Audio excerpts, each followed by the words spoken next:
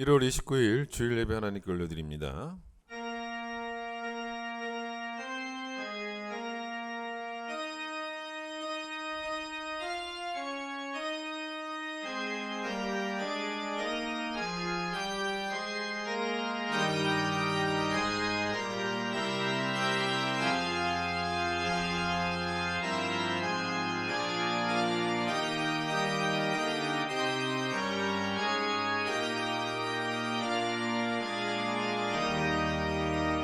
할렐루야. 우리 하나님을 찬양하는 일이 선함이요 찬송하는 일이 아름답고 마땅하도다. 오라 우리가 여호와께 노래하며 우리의 구원의 반석을 향하여 즐거이 외치자. 해 돋는 데서부터 해 지는 데까지 여호와의 이름이 찬양을 받으시리로다. 아멘.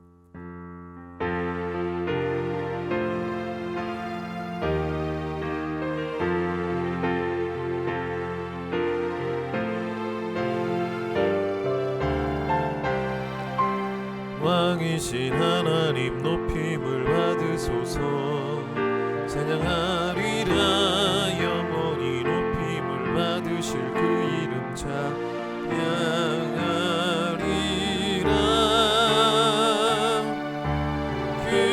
그리스도 진리로 다스리네. 기뻐하라 온 땅이여 찬양하라. 거룩하신 그 이름 높이리라. 거룩하신 그 이름 높이리라. 우리의 죄를 고백합니다.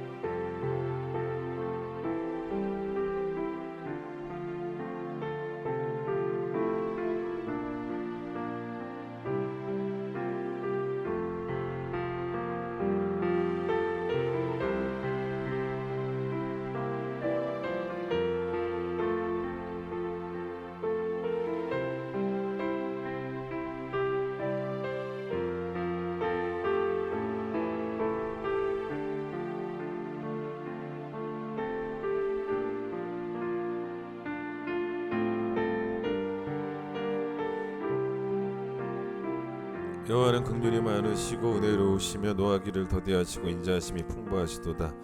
우리의 죄를 따라 우리를 처벌하지는 아니하시며 우리의 죄악을 따라 우리에게 그대로 갚지는 아니하셨으니 동이 서에서 먼 것 같이 우리의 죄가를 우리에게서 멀리 옮기셨느니라. 아멘. 신앙 고백합니다. 나는 전능하신 아버지 하나님 천지의 창조주를 믿습니다. 나는 그의 유일하신 아들 우리 주 예수 그리스도를 믿습니다. 그는 성령으로 잉태되어 동정녀 마리아에게서 나시고 본디오 빌라도에게 고난을 받아 십자가에 못 박혀 죽으시고 장사된 지 사흘 만에 죽은 자 가운데서 다시 살아나셨으며 하늘에 오르시어 전능하신 아버지 하나님 우편에 앉아 계시다가 거기로부터 살아있는 자와 죽은 자를 심판하러 오십니다. 나는 성령을 믿으며 거룩한 공교회와 성도의 교제와 죄를 용서받는 것과 몸의 부활과 영생을 믿습니다. 아멘. 505장입니다.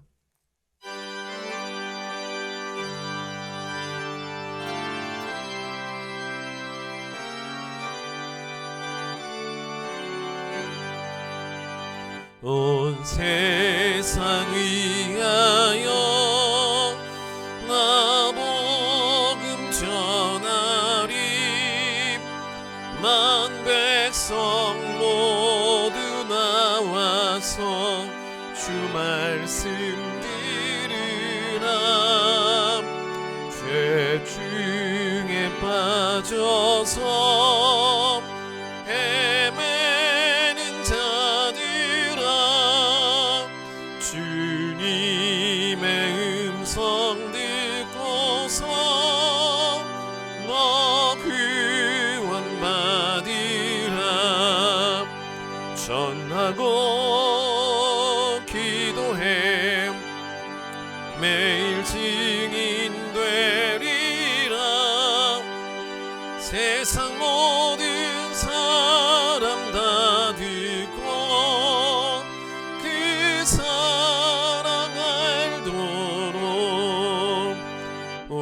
세상 위하여 이 복음 전하리.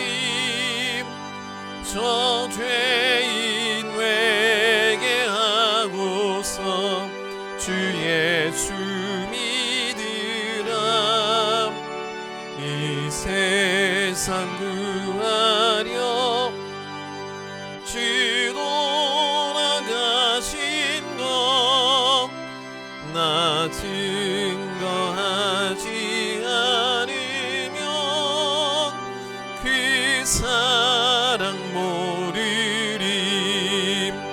전하고 기도해 매일 증인 되리라. 세상 모든 사람 다 듣고 그 사랑 알도록 온 세상 위하여 주의 은혜 임하니. 주 예수 이름 힘입어 이 복음 전하자. 먼 곳에 나가서 전하지 못해도 나 어느 곳에 있든지 늘 기도 힘쓰림. 전하고 기도해 매일 증인 되리라. 세상 모든 사람 다 듣고 그 사랑 알도록. 고린도전서 9장입니다. 고린도전서 9장 16절로 23절, 274페이지 신약성경 고린도전서 9장 16절로 23절 말씀 제가 읽도록 하겠습니다. 내가 복음을 전할지라도 자랑할 것이 없으면 내가 부득불할 일임이라. 만일 복음을 전하지 아니하면 내게 화가 있을 것이로다. 내가 내 자의로 이것을 행하면 상을 얻으려니와 내가 자의로 아니한다 할지라도 나는 사명을 받아노라.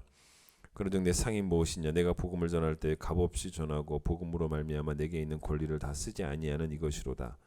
내가 모든 사람에게서 자유로우나 스스로 모든 사람에게 종이 된 것은 더 많은 사람을 얻고자 함이라. 유대인들에게 내가 유대인과 같이 된 것은 유대인들을 얻고자 함이요 율법 아래에 있는 자들에게는 내가 율법 아래에 있는 자들에게는 내가 율법 아래에 있지 아니하나 율법 아래에 있는 자 같이 된 것은 율법 아래에 있는 자들을 얻고자 함이요 율법 없는 자에게는 내가 하나님께는 율법 없는 자가 아니요 도리어 그리스도의 율법 아래에 있는 자이나 율법 없는 자와 같이 된 것은 율법 없는 자들을 얻고자 함이라. 약한 자들에게 내가 약한 자와 같이 된 것은 약한 자들을 얻고자 함이요 내가 여러 사람에게 여러 모습이 된 것은 아무쪼록 몇 사람이라도 구원하고자 함이니 내가 복음을 위하여 모든 것을 행함은 복음에 참여하고자 함이라. 아멘. 오늘은 김오른 집사님 기도십니다. 기도드리겠습니다. 오늘도 살아계셔서 역사하시며 우리를 지키시는 은혜의 아버지 하나님, 유난히도 혼란스럽고 어려운 세상 가운데서 사는 동안에도 택함받은 주님의 백성으로 살 수 있게 하시고 이렇게 주님의 전을 사모하는 마음 가지고 거룩한 날 함께 모여 영과 진리로 주님을 찬양하며 예배드리게 하시니 감사를 드립니다.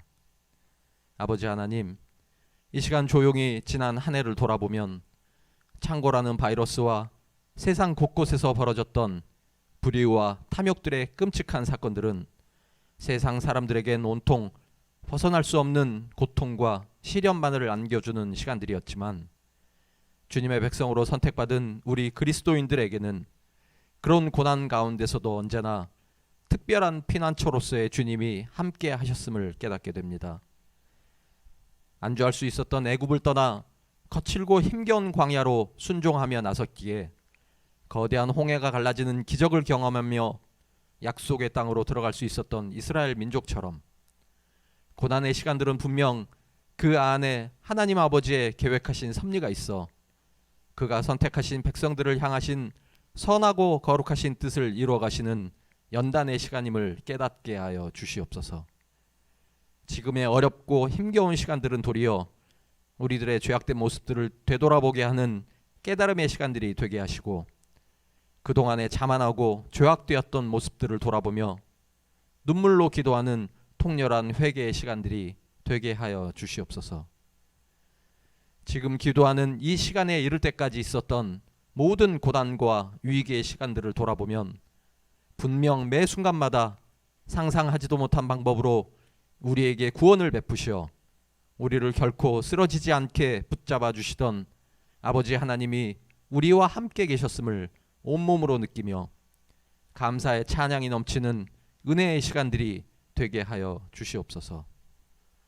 앞으로도 계속해서 항상 우리와 함께 동행하시며 우리를 먼저 사랑하시어 우리를 업고 끌고 가실 주님을 의지하며 두려움 없이 고난의 시간들을 견뎌나가는 소망의 시간들이 되게 하여 주시옵소서. 아무것도 할 수 없는 우리의 연약함은 도리어 권능의 하나님을 경외하며 그 말씀에 순종하는 굳건함이 되게 하시고, 하나님을 사랑하는 모든 주님의 백성들에겐 모든 것이 합력하여 선을 이루게 하실 신실하신 하나님을 믿고 의지하며 어떠한 상황에서도 결코 찬양이 멈추지 않는 예배의 삶이 되게 하여 주시옵소서. 이제 간절한 기도로 주님께서 계획하신 주님의 시간을 기다립니다. 분주히 움직이며 예배와 찬양을 준비하던 그리운 교회의 모습들이 하루빨리 온전히 회복되게 하여 주시옵소서. 기쁨으로 찬양하는 찬양대의 연습소리가 온 교회에 울려 퍼지게 하옵시고, 교사들과 어울려 말씀과 찬양을 나누는 교회 학교 아이들의 웃음소리와 함께 식사하고 담소하며 사랑을 나누는 성도들의 교제가 온 교회에 넘쳐나게 하여 주시옵소서. 은혜의 말씀을 준비하는 교육자들의 활기찬 모습과 각 부서에서 분주히 움직이는 직분자들, 성도들을 위하여 기쁨으로 준비되는 음식 냄새가 교회 안에 가득하게 하여 주시옵소서. 진리의 말씀으로 교제하며 서로의 신앙을 키워나가는 구역원들과 구역장들의 사랑의 모습들이 더욱더 불타오르게 허락하시고, 주님의 교회를 위하여 서로 경쟁하며 헌신하는 각 선교회에 충성된 모습들을 하루빨리 볼 수 있도록 하시옵소서. 우리들의 기도의 내용이 고난을 피하게 하시는 하나님을 원함이 아니고 고난 중에 임재하시는 하나님과 더욱더 깊은 교제를 나누는 특별한 은혜의 시간들을 간구하게 하여 주시옵소서. 천지의 창조주이신 하나님을 경외하는 자들이 이 나라, 이 민족, 그리고 저 북녘 땅과 온 세상에 넘쳐나게 하시어 하나님의 나라와 그 의가 이 땅 위에 이루어지는 때가 속히 오게 하시옵소서. 이 시간 진리의 말씀으로 주님의 어린 양들을 이끌어 나가는 주님의 종을 위해 기도합니다. 주님께서 맡기신 연약한 어린 양들을 이끌어가는 데 부족함이 없도록 영육 간의 강건함을 허락하여 주시고, 이어지는 대신방을 통하여 모든 성도들에게 위로와 소망이 넘치는 은혜의 시간들이 계속될 수 있도록 성령님 함께하여 주시옵소서. 함께 동역하며 맡겨진 주님의 교회에 소명을 다하는 모든 교육자들과 거룩한 예배를 위해 준비하고 수고하는 모든 손길 위에도 놀라운 은혜와 축복을 내려 주시옵소서. 이 시간 드려지는 찬양대의 거룩한 찬양이 오로지 아버지 하나님의 영광만을 위하여 올려지게 하시고 온전히 주님만이 홀로 영광받는 예배 되게 하시옵소서. 예배의 시종을 성령님께서 함께 하시고 이 모든 간구 항상 우리와 함께 하시는 우리 주 예수 그리스도의 이름으로 감사하며 기도드립니다. 아멘.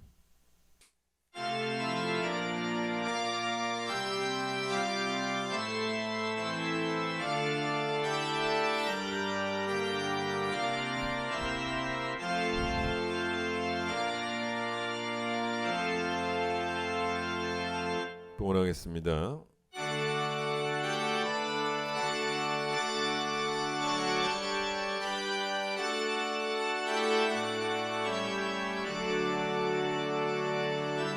내게 있는 모든 것을 아낌없이 드리네.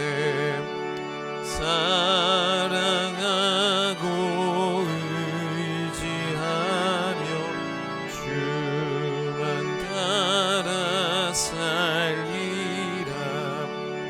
주께 드리네, 주께 드리네.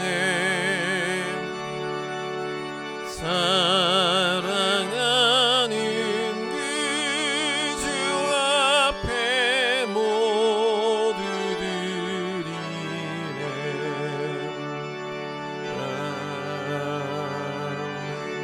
존귀하신 주 앞에 겸손하게 나와 예배합니다. 아름답고 선하고 좋은 것으로 하나님께 영광 돌리는 예배가 되어지기를 간절히 소망합니다. 우리의 흩어진 마음을 하나님께 집중하게 하여 주셔서 하나님께 온전한 예배로 영광 돌리게 되기를 간절히 소망합니다.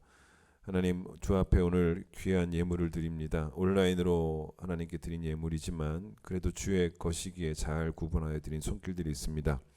10의 1 정확하게 구분해서 주님께 기쁜 마음으로 드립니다. 하나님 받아주시고 기뻐하시며 또한 필요한 복으로 또 채워주시기를 간절히 소망합니다. 이웃을 위해 드리는 헌금과 또 모든 예물들 하나님 기억하여 주시고 또 우리에게 많은 지혜 허락하여 주셔서 우리가 헌금을 잘 사용할 수 있는 기회가 될 수 있도록 주님 도와주시고 헌금이 사용되어지는 곳에 하나님의 영광이 드러나게 되고 우리 교회의 이름은 감추어지고 오직 하나님만 선포되어지는 귀한 예물 사용이 되어질 수 있도록 축복해 주시기를 소망합니다. 우리 성도들의 생업에 축복하여 주셔서 늘 하나님께서 때를 따라 필요를 따라 좋은 것으로 공급하여 주셔서 하나님으로 인해서 하루하루 일용할 양식 공급받고 살아가는 일에 아무런 어려움이 없고 부족함 없고 오히려 넘치도록 채워주시는 하나님의 부유함을 경험하는 모든 성도들 될 수 있도록 축복해 주시기를 소망하며 예수님의 이름으로 기도드립니다. 아멘. 교회 소식을 전하겠습니다. 오늘 11시 예배 후에는 2022년 결산 재직회 및 공동의회가 있습니다. 대신방 이번 주 화요일 17구역 또 이번 주 토요일 18구역 진행되어집니다. 2023년 봄학기 장학금 신청 받습니다. 교회 못 오시는 분들은 이메일로 신청해 주시면 됩니다. 오늘 여러분에게 보내드린 주보에 저의 이메일과 구제부장님 이메일이 같이 들어있는데 둘 중 편한 곳으로 보내시면 되겠습니다. 신청 대상은 학비 조달이 어려운 우리 교회에 출석하고 있는 대학생들입니다. 교회학교 겨울 성경학교 및 수련회가 2월 달부터 해서 3월 달까지 진행이 되어집니다. 청년부부터 시작이 되어지는데요. 오늘 여러분 주보에 스케줄 쭉 표를 넣어놨습니다. 보시고 위에서 기도해 주시고 또 여름 행사만큼 또 중요한 행사니까 아이들 하나님 만나는 시간 될 수 있도록 여러분 꼭 기도해 주시기 바랍니다. 그리고 아이들 꼭 다 보내주시기 바랍니다. 찬양하겠습니다.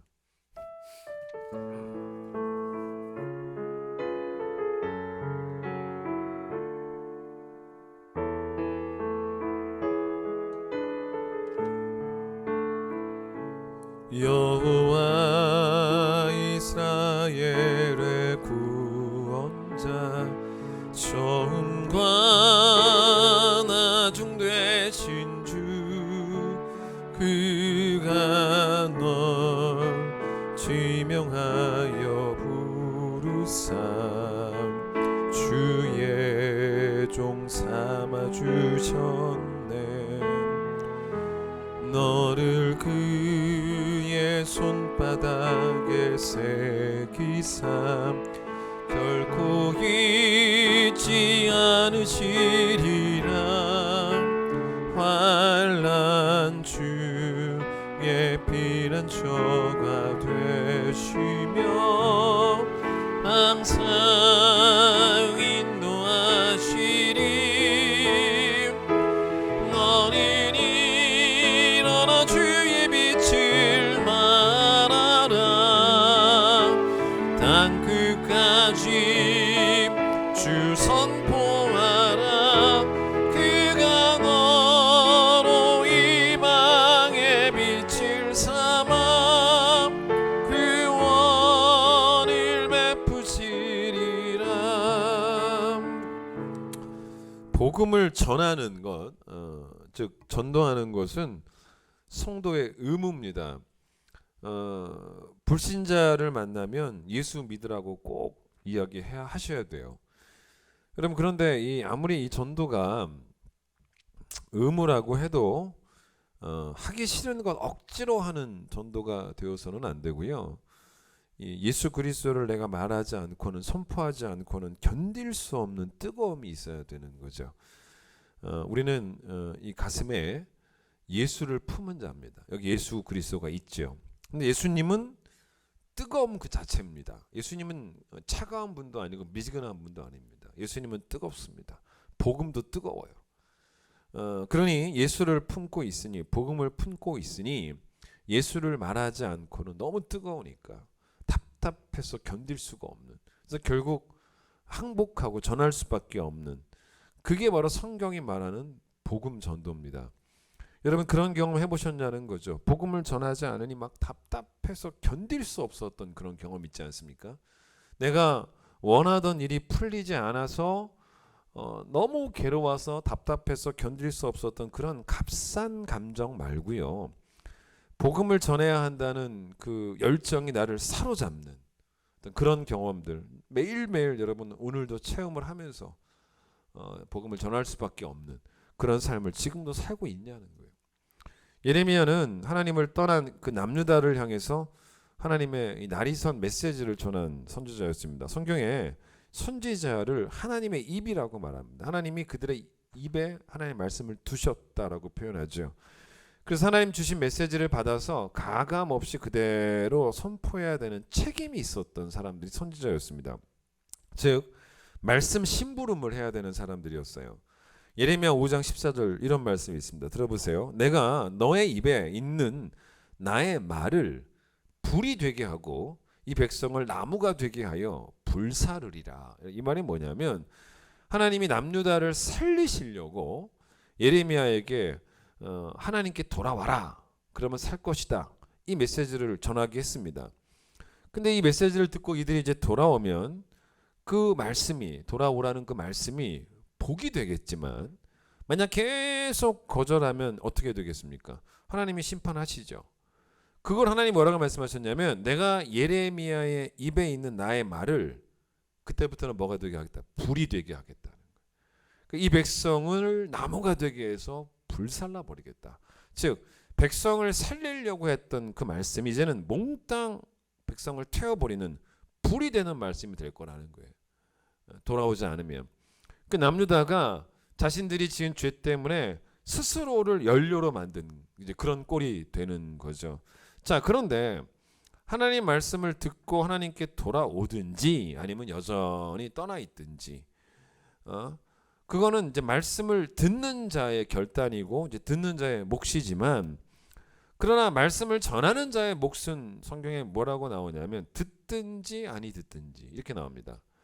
성경에 이 듣든지 아니 듣든지라는 표현이 어디 나오냐면, 이거는 하나님이 예레미야에게, 제가 방금 전에 인용했던 예레미야에게 주셨던 말씀은 아니고 에스겔에게 주셨던 말씀인데, 에스겔 2장 5절에 그들은 패역한 족속이라 그들이 듣든지 아니 듣든지 그들 가운데 선지자가 있음을 알지어다. 여러분, 에스겔이 사람들이 듣든지 아니 듣든지 하나님 말씀을 꾸준하게 성실하게 선포를 하게 되면 적어도 사람들이 뭘 압니까? 그들 가운데 하나님의 말씀을 전하는 선지자가 있다는 것만은 알게 되지 않겠습니까? 마찬가지예요. 여러분이 오늘 하루도 많은 사람들을 만나면서 함께 살아가고 있는데, 그게 동네 이웃일 수도 있고요, 뭐 아니면 직장 동료일 수도 있고, 뭐 심지어는 또 가족일 수도 있습니다. 근데 그들이 여러분 때문에 자기들 가운데, 그들 가운데 복음 전하는 자가 있다는 것을 알게 되고 있습니까? 한번 생각해 보세요. 모를 수도 있죠. 여러분이 침묵하고 있으면. 혹시 뭐 복음을 전하기는커녕 교회 다니고 있다는 것조차 숨기고 있지는 않냐는 거예요. 예수 믿는 것보다 사실 더 자랑스러운 일이 어디 있겠습니까? 복음보다 더 값진 보화가 어디 있어요? 예수님이 마가복음 8장 38절에서 어떤 말씀하셨냐면, 누구든지 이 음란하고 죄 많은 세대에서 나와 내 말을 부끄러워하면 인자도 아버지 영광으로 거룩한 천사들과 함께 올 때 그 사람을 부끄러워하리라. 그러니까 복음을 부끄러워하다가 예수님께서 부끄러워하는 사람이 될 수 있다는 거죠. 근데 여러분 이게 얼마나 무서운 이야기입니까? 예수님이 우리를 부끄러워하시면 되겠냐는 거예요. 예레미야 20장 9절 내가 다시는 여호와를 선포하지 아니하며 그의 이름으로 말하지 아니하리라 하면 나의 마음에 불붙는 것 같아서 골수에 사무치니 답답하여 견딜 수 없었다. 왜 예레미야가 이런 말을 하고 있는 거냐면 남유다를 향해서 하나님께 돌아오라는 말씀을 선포했는데 사람들이 돌아오지는 않고 오히려 뭐가 돌아왔냐면 예레미야를 죽이려고 하는 핍박이 돌아옵니다. 그래서 이 말씀 바로 앞에 있는 말씀을 20장 8절을 들어보세요. 내가 말할 때마다 외치며 파멸과 멸망을 선포하므로 여호와의 말씀으로 말미암아 내가 종일토록 치욕과 모욕거리가 됨이니이다. 그러니까 예루살렘 예레미야 입장에서는 자기가 하나님의 말씀을 선포했을 때 뭐 사람들이 반응이 좋으면은 얼마나 자기 자신도 신나겠습니까? 그런데 좋은 반응은커녕 종일토록 치욕과 모욕거리가 되었던. 그러니 여러분 또 인간인지라 포기하고 싶은 거예요. 그래서 이제 그래 보려고 했어요. 포기하려고 했는데 이게 또 마음처럼 안 되더라는 거예요. 참 대단한 사람이죠. 그러니까 하나님의 말씀을 또 전하지 않으니까 그때부터 막 속이 막 답답해서 견딜 수가 없었다는 거예요. 그래서 말씀을 전해서 당하는 치욕과 모욕 그런 괴로움보다 말씀을 전하지 않을 때 느끼는 괴로움이 훨씬 더 컸습니다. 그러니 이제 결국 자기 자신을 이긴 거예요. 이기고 다시 선포를 합니다. 그러니까 이 예레미야에게는 말씀을 선포해야 된다라는 그 선지자로서의 의무가 사실은 의무 이상의 감정이었죠. 왜 그랬겠냐면 영혼을 사랑해서였습니다. 그러니까 자기 민족을 사랑하니까 눈물 흘리며 예레미야가 눈물의 선지자 아닙니까? 눈물 흘리며 자기 민족이 잘 될 수만 있다면 하나님께 돌아올 수만 있다면 종일토록 자기가 당하는 치욕과 모욕 정도는 감내할 수 있다는 거예요. 여러분 그게 사도행전에 나오는 사도들의 아주 의연한 모습이었습니다. 여러분 사도행전의 주제가 뭔지 아십니까? 전도예요. 여러분 사도행전은 땅끝까지 복음 전하는 사도들의 행적을 소상하게 기록한 책입니다. 전도의 열정이 식었다. 반드시 무조건 읽어야 되는 책이 사도행전이에요. 여러분 오늘 설교 말씀 듣고 사도행전을 한번 1장부터 마지막 장까지 한번 읽어보시기 바라요. 우리를 회개케 하는 말씀일 수밖에 없는 게 사도들은 목숨을 겁니다. 복음 전하려고. 박해를 받는 한이 있더라도 전합니다. 우리가 오늘 이 시대에 대한민국에서 복음 전한다고 해서 사도행전의 사도들처럼 박해를 당하는 경우는 거의 없어요. 사도들은 공회 앞에 끌려옵니다. 그리고 감옥에 갇히기도 해요. 실형을 당한 거죠. 실제적으로. 그러다가 뭐 순교하기도 하고. 근데 우리가 지금 이 시대에 복음을 전한다고 해서 대한민국 법정에 끌려가서 실형 받습니까? 절대로 그렇지 않습니다. 우리는 너무 쉬운 시대를 살고 있어요. 그렇게 생각해 보면 복음 전하기 너무 쉬운 시대입니다. 그러니까 이 시대가 문제가 아니고 우리가 문제 아니겠습니까? 사도들은 영혼을 사랑합니다. 그러니까 공회 앞에 서는 두려움보다 실형을 당하는 두려움보다 영혼을 사랑하는 마음이 훨씬 크니까 목숨을 걸고 복음을 전했던. 저는 바울 서신을 읽을 때마다 야 어떻게 이렇게 표현할 수 있을까라고 생각하면서 감탄하는 말씀 가운데 하나가 디모데후서 2장 9절의 말씀이죠. 뭐라고 바울이 말하냐면 복음 때문에 복음으로 말미암아 내가 죄인과 같이 이렇게 몸이 매이는 데까지 고난을 받고 있지만 그 다음 말씀 너무 멋져요. 하나님의 말씀은 매이지 아니하니라. 그럼 너무 멋지지 않습니까? 디모데후서는 노년의 바울이 순교하기 바로 직전에 차가운 감옥 바닥에서 쓴 편지입니다. 얼마나 추웠으면요. 디모데후서 4장에 가서 디모데에게 빨리 좀 나한테 좀 와달라고. 네가 올 때 좀 나를 만나러 올 때 그냥 오지 말고 겉옷 좀 가져달라고. 그렇게 말할 정도로 춥고 힘든 감옥 생활을 하고 있었던 그런 바울이었습니다. 그런데 바울은 자신이 감옥에 갇힌 것에 대해서 억울해하는 마음이 없어요. 심지어는 순교조차도 억울해하지는 않습니다. 자기가 복음과 예수 그리스도를 사람들 앞에서 부끄러워하지 않았다는 것이 뭐가 잘못된 겁니까? 너무 그게 기뻤죠. 그런데 지금 자기 몸이 사슬에 매여 있단 말입니다. 그런데 바울이 사슬에 매여 있는 자기 몸을 이렇게 보면서 어떤 생각을 했냐면 자, 이 사람들이 나의 몸을 묶을 수 있을지는 몰라도 복음의 전파력은 묶을 수 없다는 거죠. 이 사람들이 나를 묶을 수 있을지 모르겠지만 절대로 진리를 묶을 수 없다는 거죠. 사람을 죽일 수는 있어도 진리는 절대로 못 죽인다는 것입니다. 바울은 그 당시 기독교의 수장입니다.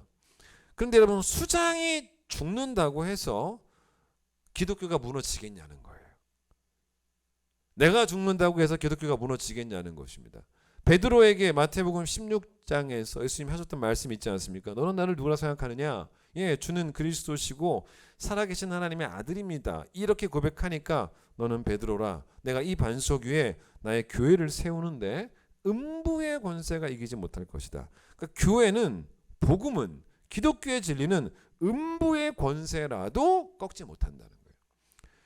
이걸 예수님이 마가복음 4장에서 하나님 나라를 비유로 들 때 하나님 나라는 겨자씨 하나 같다라는 표현을 쓰지 않습니까? 겨자씨 하나 같은데 땅에 심길 때는 땅 위에 있는 모든 씨보다 가장 작은 씨이긴 하지만 심기고 난 다음에는 자라서 모든 풀보다 커지고 큰 가지를 내고 공중의 새들이 그 그늘에 깃들일 만큼 된다라는 말씀하십니다. 여러분, 봄에 한번, 이제 올 봄에 한번 뭐 혹시라도 텃밭 농사를 하시는 분들 요만한 한 가지씨가 한 요만할 거란 요만한 가지씨를 한번 땅에 심어 보십시오. 여러분, 이 가지씨가 요만한 씨지만 가을까지 자라면서 열매를 맺을 때는요, 거의 한 3m, 4m까지 더 크게 갈 수도 있겠죠. 비료를 많이 주면 더 많이 크겠죠. 한 3m, 4m까지 자랍니다.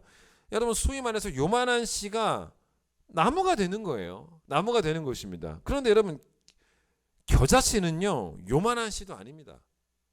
보이지도 않아요. 너무 작은 씨입니다.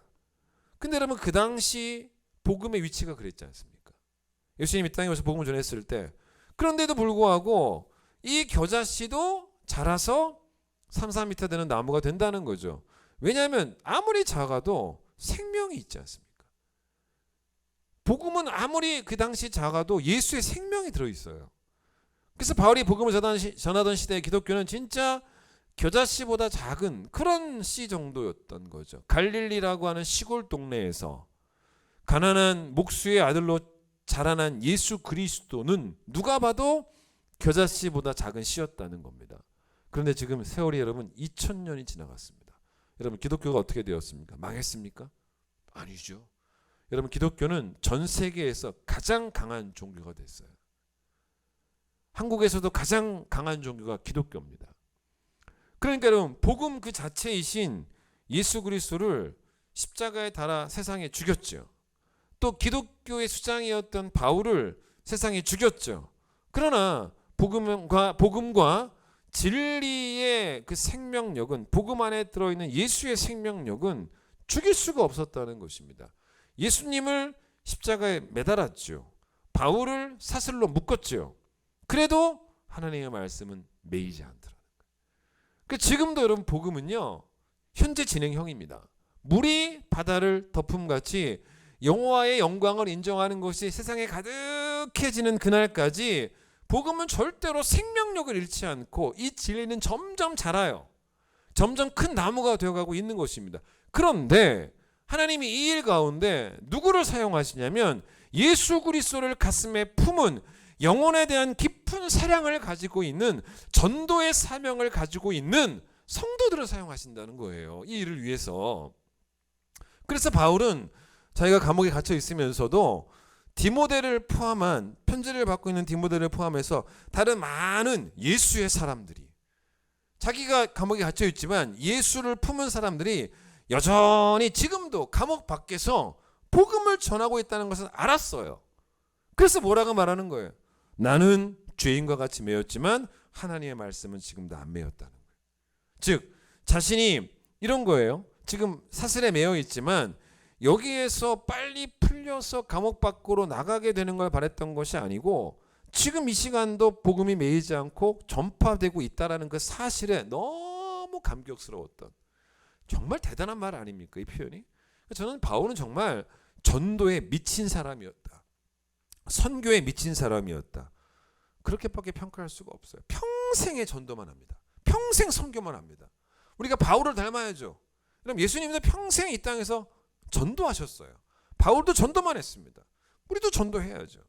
여러분, 내가 예수를 믿는 건 결국 뭐냐면 내가 너무 잘된 거예요. 예수 믿고 구원받아 천국 가는 것보다 더 잘된 일이 있으면 한번 여러분 얘기해 보세요. 없습니다. 그런데 여러분, 이 복음을 내가 전한다는 마음은 어떤 마음이냐면 내가 잘 되고 보니 나만 잘 되면 안 되겠다라는 생각이 나를 사로잡는 거예요. 이게 있어야 돼요. 여러분, 반대로 구원받은 우리가 복음을 전하지 않는다는 것은 지독한 이기주의입니다. 나만 잘 되면 그만이다. 이거밖에 안 되는 거죠. 자, 이런 예를 들어볼까요? 여객선을 타고 가다가 여행을 가다가 배가 파산이 되었습니다. 그런데 바다에 빠졌는데 다행스럽게 구조선을 만나게 되어서 간신히 구조가 됐어요. 그런데 같이 여행을 가던 내 가족들 중에 나만 구조되었습니다. 나만. 여러분, 그때 내가 느끼는 감정이 뭐예요? 그래도 나는 살아서 다행이다, 이거예요? 그럼 그겁니까? 뭐 가족이 아니더라도 또 빠져 죽어가는 사람들을 바라보면서 그래도 나는 살아서 다행이다, 그럼 그런 생각 할 수 있습니까? 그들을 바라보면서 안타까워하고 불쌍히 여겨야죠. 세월호 사건, 이태원 사건, 거기서 살아남으신 분들, 여러분, 저는 이태원과 세월호 사건 때는 사망자 가운데 당연히 아는 사람이 없었는데, 여러분, 이 이태원 사건 가운데는 제가 나중에 얘기를 들었어요. 제가 예전에 가르쳤던 청년이 죽었더라고요. 결혼하고 애도 낳고 살고 있는데 거기서 죽었다는 거예요. 나중에 이름 확인해 보니까 그 아이 이름이 있더라고요. 얼마나 마음이 또 아프든지요. 여러분, 그런데 그렇게 세월호 사건이든 이태원 사건이든 간에 살아남으신 분들이 지금 트라우마에 시달리잖아요. 그분들이 그래도 나는 살아서 다행이다, 이런 생각을 하면 되겠냐는 거예요. 여러분, 내 가족이 바닷물에 빠져 죽어가고 있는 것에 대해서 내가 아무런 감정적인 아픔이 없다면 그게 정상입니까? 내 가족에게 복음을 전하지 않는 건 똑같이 이런 이야기입니다. 여러분, 우리가 사랑해야 되는 사람이 비단 우리 가족뿐이겠습니까? 예수께서 우리에게 가족에게만 복음 전하라 그러셨습니까? 땅끝까지 복음 전하라고, 열방을 품으라고. 내 가족뿐만 아니라 저 태국의 영혼들도, 인도의 영혼들도, 방글라데시의 영혼들도 사랑하라고 말씀하신 것입니다. 왜 우리 교회 교인들이 교회에 선교헌금을 하겠습니까? 영혼에 대한 사랑이 없으면 그거 못하는 거예요. 여러분, 요나의 문제가 뭡니까? 선지자임에도 불구하고 선지자가 영혼에 대한 사랑이 없었던 거죠. 목회자인데 영혼에 대한 사랑이 없는 거예요. 그러니까 영혼에 대한 관심이 없으니까 니느웨로 영혼을 구원하라라고 보내니까 니느웨 저는 가고 싶지 않습니다, 저는 관심 없습니다, 이러면서 다시스로 도망했던, 그게 바로 요나 아니었습니까? 여러분, 젊은 나이에 저희 교회에서 암으로 소천하신 손혜열 집사님에 대한 말씀을 제가 종종 드리는데, 사실 우리의 바람은 뭐였냐면 다 낫고 오랫동안 사시는 거였어요. 여러분, 그런데 보세요. 예수 안 믿고 건강하게 오래 사는 게 좋습니까? 아니면 예수 믿고 건강하게 오래 사는 게 좋습니까? 당연히 예수 믿고 건강하게 오래 사는 게 좋은 거죠. 그런데 여러분, 예수 안 믿고 건강하게 이 땅에서 오래 사는 것보다 비록 암으로 짧은 생을 살고 일찍 돌아가셨지만 예수 믿고 하나님 품에 안긴 것이 훨씬 잘된 일이에요. 왜냐? 우리는 영원이라고 하는 시간을 알고 있기 때문에. 영원을 아는 사람들은 영혼에 대한 사랑이 생길 수밖에 없습니다. 여러분, 원래 사랑하면 자꾸 주고 싶어요. 당연한 거죠. 원래 사랑하면 저도 제일 좋은 거 주고 싶습니다. 여러분, 가족에게 선물 줄 때, 아내에게 선물 줄 때, 자식에게 선물 줄 때 좋은 거 주고 싶지 않습니까? 그런데 우리가 누군가에게 줄 수 있는 제일 좋은 최고의 선물은 예수 그리스도예요. 그러니까 내 마음에 품은 예수 그리스도를 그도 품게 도와줘야 되는 거예요. 내가 아는 예수 그리스도는 남도 알아야 되는 가치가 있는 분이라는 것을 여러분 아는 것으로부터 전도가 출발이 되는 거죠.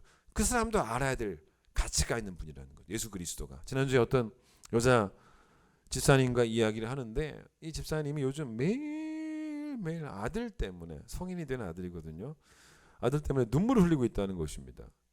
왜 그러냐? 얘기를 들어보니까 이 아들에게 너무나 좋은 일들이 많아요. 예. 상황을 들어보니 길이 잘 열리고 있어요. 잘 열립니다. 그러니까 이대로 쭉 잘 되면요, 제가 얘기를 들어보니까 쭉 잘 풀려, 정말 세상적으로 말해서 잘 풀리면 정말 수년 후에는요, 뭐 돈도 참 많이 벌 수 있는, 정말 안정적으로 남들이 부러워할 수 있는 그런 고연봉의 직업을 가질 수 있겠더라고요. 너무 잘 나가요. 잘 되고 있습니다. 얼마나 기쁜 일입니까? 근데 이 아들의 어머니가 요즘 매일매일 울고 계시는 거예요.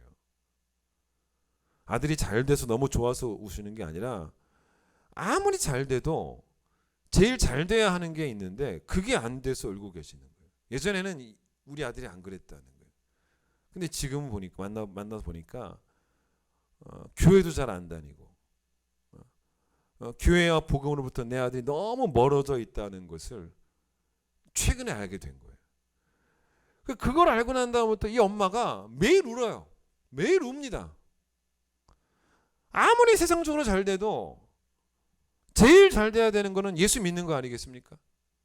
그게 제일 중요한 가치죠. 서울대 들어가면 뭐 하겠습니까? 예수 안 믿는데. 예? 삼성 들어가면 뭐 하겠습니까? 예수 안 믿는데. 그래서 아들이 다시 하나님께로, 복음 앞으로, 교회로 돌아오기를 눈물을 흘리면서 오늘도 기도하고 계시는 그런 어머니를 만났어요. 우리 교인 가운데. 여러분, 다니엘 12장 3절에서 많은 사람을 옳은 대로 돌아오게 한 자는 별과 같이 영원토록 빛나리라라는 말씀이 있는데, 하나님 보시기에 귀한 일 중에 하나가 뭐냐면 많은 사람들을 옳은 대로 돌아오게 하는 일을 우리가 하라는 거예요. 이 일은 우리 모두의 사명인데, 여러분, 인생을 살면서 좋은 사람 만나는 게 복이죠. 근데 성경은 어떤 사람이 내 인생에 좋은 사람이라고 말하고 있는 거냐면, 내 인생에 좋은 사람은 나를 옳은 대로 돌아오게 인도해 주는 사람, 나를 잘 이끌어 주는 사람, 예수 앞으로, 그런 사람 만나는 게 복이라는 것입니다. 여기서 말하는 옳은 대로 돌아온다. 이 옳은 데가 어딥니까? 하나님이죠. 옳은 데가 어딥니까? 예수님이죠. 옳은 데가 어딥니까? 교회죠. 옳은 데가 어딥니까? 복음이죠. 옳은 데가 어딥니까? 우리의 존재가 마땅히 있어야 될 자리죠. 나나 내 자녀나 마땅히 있어야 될 자리. 여러분, 불신자들을 예수께로 돌아오게 하는 사람을 복 있다고 말하고 있는 것이고, 성경에서 우리의 발이 아름답다라는 말을 하는 경우가 언제인지 아십니까? 우리의 발에 대해서 극찬을 하는 말씀이 있지 않습니까? 여러분, 우리 손에다가 매니큐어 바르는 거 있지만 매니큐어만 하지 않죠? 여성들 보면 또 발에다가 페디큐어라고도 하죠. 여러분, 매니큐어 바른 손, 페디큐어 받은 그런 발이 아름답다라고 말하지 않습니다. 로마서 10장 15절. 여러분, 매니큐어 바르고 페디큐어 바르고 딴 데 가서 죄만 지으면 뭐가 아름답습니까? 아름답도다. 로마서 10장 15절. 좋은 소식을 전하는 자들의 발이요. 사도들이 페디큐어 했겠습니까? 복음 전하러 다니면서 신발이 다 헤어지고 발이 막 부르텄을 거예요. 그런데 성경은 그 발을 딱 찍어 보여주는 거예요. 그걸 보여주면서 이 발에, 그 밑에, 그 사진의 밑에 제목이 있겠죠. 세상에서 제일 아름다운 발. 이렇게 말하고 있는 거예요. 그래서 많은 사람은 옳은 대로 돌아오게 하려고 복음 들고 바삐 사람들을 만나러 다니는, 그걸 성경이 아름답다라고. 자, 불신자들을 예수께로 돌아오게 하는 것도 필요하겠지만, 신앙이 뒤로 물러선 자, 특히 교회에서 상처를 받고 교회를 떠난 자들, 이런 자들을 다시 교회로 돌아오게 하는 것도 복된 일이라고 말하는 거죠. 여러분, 교회는 뭡니까? 교회는 모든 성도들이 반드시 속하고 있어야 되는 선택이 아닙니다. 늘 제가 말씀드렸듯이 예수 믿는 사람들의 문제인 것이지 복음 그 자체의 문제가 아닌 거죠. 예수 믿는 자들의 모임이 교회인데, 예수 믿는 사람들의 예수 믿는 사람들이 제대로 안 믿으니까 문제가 되는 것이지, 우리가 따르는 기독교의 교리가 문제가 있는 건 아니지 않습니까? 그리고 예수 믿는 사람들이 아무리 이 교회 상처를 받는다고 해서 교회를 등지면 안 되는 것이 똑같아요. 물고기가 물속을 떠나면 죽지 않습니까? 교회를 떠나면 성도가, 신앙이 당연히 죽을 수밖에 없어요. 아무리 상처를 받아도, 여러분, 정말 그 교회에서 너무 큰 상처를 받으면 다른 교회라도 가야 되는 거예요. 좋은 교회 찾아가야 되는 거죠. 교회를 안 다니면 안 되는 것입니다. 우리 교회 몇 년 전에 등록하신 어떤 이제 가정이 있어요. 근데 이제 이 부부가 최근에 이 부부의 그 남자 집사님이 청년 때 그 이전 교회에서 만난 그 동생이 있는데 그때 청년 때 뭐 함께 열심히 신앙생활을 한 거죠. 근데 이제 이 집사님은 이제 거기를 떠나서 또 우리 교회 오셨고 결혼도 하셨고 애도 낳았어요. 몇 년 전에 우리 교회에서 이제 등록하셔서 잘 신앙생활을 잘 하고 있는데 이 동생은 그 교회를 떠나서 교회를 안 가고 있었던 거죠. 그 이유 중에 하나가 뭐냐면 그 교회에서 상처를 많이 받은 거예요. 그래서 이 형님 집사님이 이제 안 되겠다, 이렇게 놔두면 안 되겠다 싶어서 우리 교회로 이제 인도를 한 거죠. 우리 교회, 그럼 우리 교회라도 와라. 그래서 동생네 이 부부가 최근에 우리 교회에 이제 등록을 했어요. 그래서 제가 이제 그 가정에 새신자 신방을 갔는데 이제 그 먼저 오신 그 집사님 부부가 그 남자 집사님이 저한테 목사님 그 신방 예배 저도 가도 되겠습니까? 라고 물어보시는 거예요. 당연히 오시면 너무 좋지요. 라고 오시라고 했어요. 그래서 그날 저희 부부랑 또 구역장님 부부랑 또 등록하신 그 가정과 또 그 먼저 오신 집사님네 부부 총 8명이서 그 가정에서 예배를 드렸습니다. 근데 여러분 제가 감동을 받은 게 하나 있어요. 보통 그렇게 신방을 받으면 보통 어떻습니까? 신방 받는 가정에서 이제 감사헌금을 준비하지 않습니까? 물론 그 가정도 새신자 가정도 감사헌금을 준비했는데 그 전도한 집사님 내외가 그 예배에 감사헌금을 내는 거예요. 야, 저는 정말 그 부분이 너무 감동스러운 거예요. 아니 동생네 부부가 다시 교회로 돌아왔지 않습니까? 그래서 이제 그 당사자들도 물론 감사하지만 이들이 다시 옳은 대로 돌아온 것, 제자리를 찾은 것, 그게 너무 감사하고 또 같이 한 교회를 섬기게 된 게 너무나 하나님께 감사해서 감사헌금을 내신 거예요. 그분이. 저는 이게 너무 감동스럽더라고요. 동생네 부부가 무슨 뭐 사업 파트너입니까? 서로 힘을 모아서 돈이라도 함께 벌고 있습니까? 그래서 뭐 끊어지면 안 되는 그런 관계입니까? 그게 아니지 않습니까? 이 부부에 대한 깊은 사랑을 제가 느꼈어요. 이 부부가 예수 잘 믿기를, 다시 제자리로 돌아오기를 간절히 바라는, 다시 옳은대로 돌아오도록 인도해 주고 싶은 그 형님 집사님의 영혼에 대한 사랑에 제가 무척 그날 감동을 했습니다. 왜 주인이 돌아왔을 때 한 달란트 받았던 종에게 너 왜 악하다 게으르다라고 왜 말했겠냐는 것입니다. 말했겠냐는 것입니까? 맡긴 달란트를 묻어뒀죠. 여러분 우리에게 하나님께서 맡기신 것들이 많아요. 건강, 재산, 시간, 내 존재. 그 중에 또 중요한 게 뭔지 아십니까? 복음을 맡기셨습니다. 바울이 이렇게 말해요. 그러니까 우리 모두 다 복음의 청직이에요. 그런데 맡기셨는데 우리가 그 복음을 전하지 않는다는 것은 땅에 묻어두고 있다는 거예요. 그럼 우리는 하나님 앞에 설 때 분명히 악하고 게으른 종으로 책망을 받습니다. 오늘 본문 16절 보세요. 바울이 이런 말을 합니다. 16절. 내가 복음을 전할지라도 자랑할 게 없다라는 말을 하죠.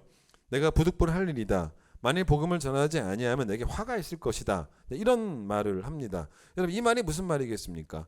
복음을 전하는 것이 성도의 책임인데 책임을 완수했다고 그걸 뭐 자랑하겠냐는 거예요. 오히려 복음을 전하지 않으면 자기에게 화가 있을 것이다. 이 말의 의미는 뭐냐면 복음의 청지기로서 하나님께서 맡기신 복음을 반드시 묻어두지 말고 전해야 되는데 그 책임을 감당하지 않아서 하나님께 만약 내가 벌을 받아도 할 말은 없다는 거죠. 그런데 꼭 그런 의미만 있는 것 같지는 않아요. 어떤 의미일 수도 있냐면 여러분 학생이 공부를 안 했어요. 그래서 시험에서 빵점 맞았습니다. 그때 어떤 게 정상이냐면 누구에게 제일 부끄럽습니까? 사실 자기 자신에게 너무 부끄러운 거예요. 내가 공부했어야 되는데 안 해서 빵점 맞았는데 치욕적이다. 바울은 마땅히 해야 되는 전도를 내가 안 해서 그래서 정말로 아무도 구원하지 못했다면 이건 자기 자신에게 참을 수 없는 수치다. 참을 수 없는 모욕이다. 그게 바로 내게 화가 있을 것이다. 그런 의미로도 받아들일 수 있다는 것입니다. 17절 보세요. 좀 어렵죠. 제가 설명을 드릴게요. 바울은 복음을 잘 들어보세요. 자발적으로 자발적으로 전한 게 아닙니다.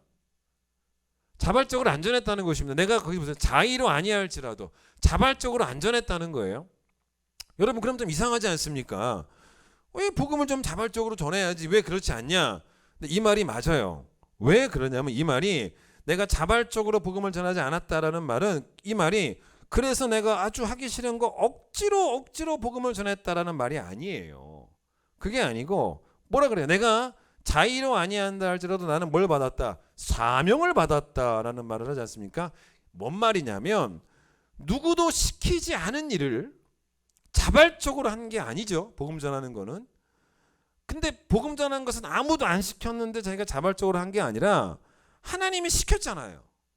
이방의 사도로 부르셨습니다. 자기에게 복음을 전하라고 명령하셨어요. 근데 바울이 그 부르심을, 그 명령을 소중하게 여기겠다는 말이에요. 이 말이. 그래서 그 명령에 적극적으로 순종을 하면서 투철한 사명감으로 순종했다는 그 말입니다. 그래서 지금도 그 사명감으로 복음을 전하고 있고 그동안 전해왔고, 여러분 이건 좋은 태도예요. 사명감으로 전했다는, 하나님 내게 명령하셨으니까 시키지 않은 일을 자발적으로 한 게 아니라 명령하신 일을 사명감 가지고 했다는 것입니다. 그러니까 사명을 귀하게 여기는 태도죠. 그래서 16절 말씀처럼 안전하면 스스로가 부끄러워서 견딜 수 없는 그런 거죠. 그런데 잘 보세요. 사명감으로 전했어요. 그런데 여기에 바울은 사명감만 있었던 게 사실은 아니에요. 영혼에 대한 깊은 사랑이 있었습니다. 그걸 어떻게 할 수 있습니까? 19절 끝에 보세요. 더 많은 사람을 얻고자 했다는 거예요. 여러분 22절 끝에 보세요. 아무쪼록 몇 사람이라도 더 구원하고자 했다. 여러분 이게 바로 뭡니까? 물에 빠진 사람을 내가 조금이라도 더 구하려고 물에 뛰어들어갔다면 그거는 사람에 대한 사랑 아니겠습니까? 사명감도 있었지만 사랑의, 영혼에 대한 사랑도 있었기 때문에 완벽한 전도였다는 겁니다. 여러분 전도에 대한 설교의 결론은 늘 뭐냐면 말로만 전도해서는 안 된다는 거죠. 삶으로 전도해야 된다는 중요한 포인트가 하나 있죠. 여러분 만약 우리 교회로 그 동생네 부부를 오라고 인도했던 그 집사님의 삶이 동생네 부부가 보기에도 시시해 보였다면 굳이 교회에 왔겠습니까? 동생네 부부가 보기에도 보기 좋았기 때문에 우리 교회로 왔겠죠. 여러분 불신자를 전도하든 아니면 교회를 떠난 자를 다시 교회로 돌아오게 하든 우리의 존재 자체가 시시한 사람 되면 절대로 전도는 안 됩니다.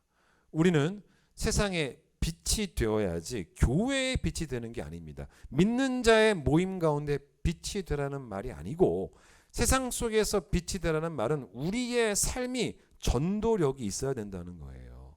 여러분 기도하십시오. 내가 세상 속에서 하나님 빛이 없는 사람이 되는 게 아니라 영향력이 있는 사람이 되기를 기도하셔야 돼요. 돈 많고 지위 높고 권세가 있는 사람들을 영향력이 있다라고 세상은 말할지는 모르겠지만 성경이 말하는 영향력은 뭔지 아십니까? 세상의 빛으로, 즉 복음에 합당한 삶을 살아가는 것. 여러분 그게 영향력이라고 말하는 것입니다. 여러분 복음을 전하는 내가 복음에 합당한 삶을 살고 있지 않는다는 것은 어떤 것과 똑같은지 아십니까? 현대자동차 CEO가 회장이 정작 자기네 만든 차는 안 타고 벤츠 타는 거예요. 똑같은 얘기 아니겠습니까? 여러분 베드로전서 2장 9절에 뭐라 그랬냐면 우리가 복음을 옛날 성경에는 선전해야 된다라는 말을 하고 있는데 여러분 선전하라고 말하고 있는데 정작 나는 복음을 선전은 하면서 우리 회사가 만든 자동차는 선전은 하면서 안 타? 그런 거죠. 내가 정작 복음은 선전을 하면서 내가 전한 그 복음이 좋은 것이라고 막 입으로 사람들에게 선전을 하면서 나는 정작 복음에 합당한 삶을 살고 있지 않은 것과 똑같은 거라는 거예요. 그래서 여러분 내가 삶으로 보여주는 그 복음의 빛을, 그 복음의 생명력을 누군가 보고 감동을 받든 아니면 누군가 보고 박해를 하든 듣든지 아니 듣든지 사람들이 반응을 어떻게 하든지 간에 그거는 여러분 일단 그들이 반응을 했다는 것은 뭐 감동을 받든 아니면 박해를 하든 간에 반응을 했다는 것은 적어도 영향력이 있다는 거예요. 영향력이 없으면 반응도 안 합니다. 그래서 여러분 내가 할 일은 뭐냐면 예수를 품고 세상에 빛이 되는 일은 내가 할 일이고 이것이 사람들에게 선한 영향력이 되는 문제는 하나님께 맡기는 거예요. 거기부터는 내 영역이 아닙니다. 나는 내가 할 일만 하면 복음 전하는 일만 순종하시면 된다는 거예요. 예수를 품고 세상의 빛으로 살아가는 모두가 되시기를 간절히 축원드리겠습니다. 찬양하겠습니다.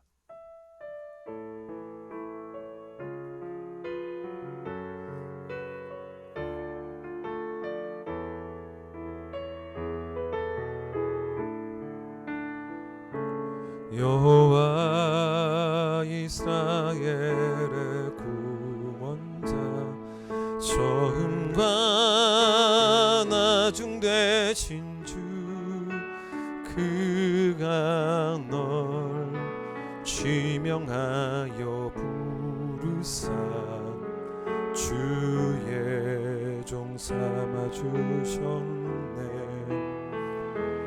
너를 그의 손바닥에 새기사 결코 잊지 않으시리라. 환난 중에 피난처가 되시며 항상 인도하시리.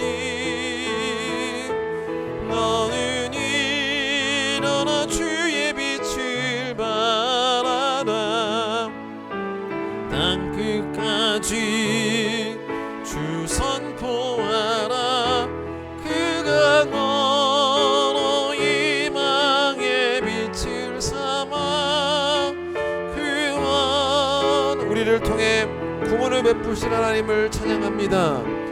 여호와 이스라엘의 구원자 처음과 나중 되신 주 그가 널 지명하여 부르사 주의 종 삼아 주셨네.